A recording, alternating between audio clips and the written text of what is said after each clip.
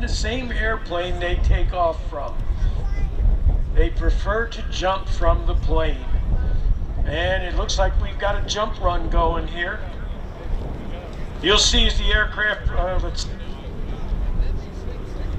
now is when the adrenaline inside the aircraft begins to surge. The jump master on board the plane has just shouted the word 6 minutes. Then he shouts 2 commands: stand up, followed by hook up. The jumpers stand up and hook their static lines to a long cable that runs down the center ceiling of the plane. The jump master sounds off with, check your equipment, here we go! Jumpers away! Each jumper counts 1,000, 2,000, 3,000, 4,000. At that point, each jumper checks his canopy to make sure everything is okay.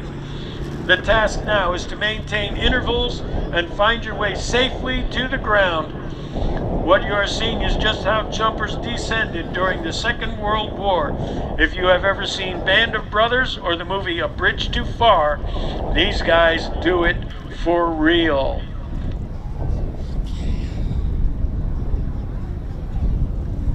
Watch as each jumper hits the ground. They will land with a characteristic parachute landing fall. They land at a speed that is the equivalent of jumping off a second-story platform. They never land standing up, but use the parachute landing fall technique to disperse their energy. Once again, one of the worst things that can happen to a paratrooper is to get dragged along the ground.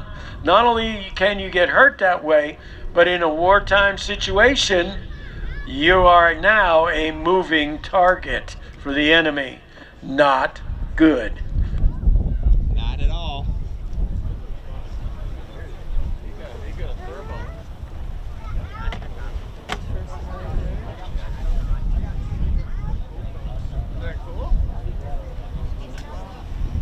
The team's home in Oklahoma suffered nearly $1 million in damage to their historic World War II hangar. Please stop by their location here and make a donation. The team is a mainstay here at Reading, and we want to help them get back on their feet. You might also want to know that the team maintains a complete airborne training center there with a team of nearly 180 parachutists plus pilots, aircraft mechanics, and all the support staff necessary to run a complete World War II living history experience. If you would like to join them, stop by their location here at the show and pick up a recruiting brochure. 50 of the team members just finished jumping in Normandy for the 80th anniversary of D-Day. The jumpers you see here today stayed behind to support World War II weekend.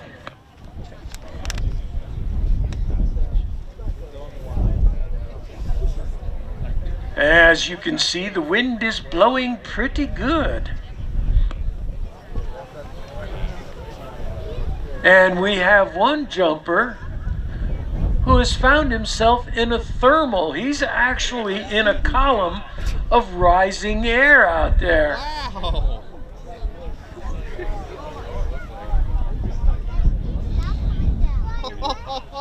What do you do? You get a plane, fly it under him. Wow. Open up the cockpit and drops it.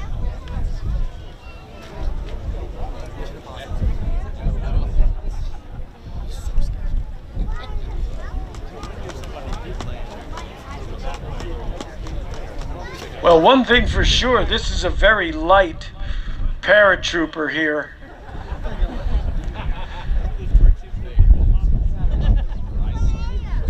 Now what we have to do is we are going to hold Wildcat off while this jumper attempts to land.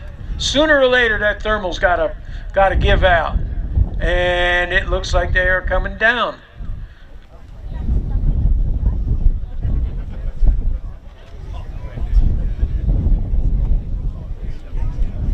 Wow. That's crazy. I'll say.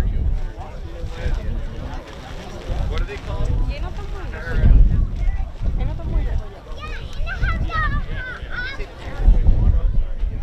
Yep, he's coming down now. All right, we've got that column of hot air, that thermal. They are, this paratrooper is definitely heading towards the ground.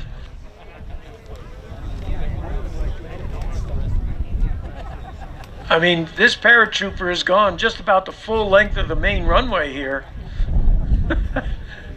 Wow.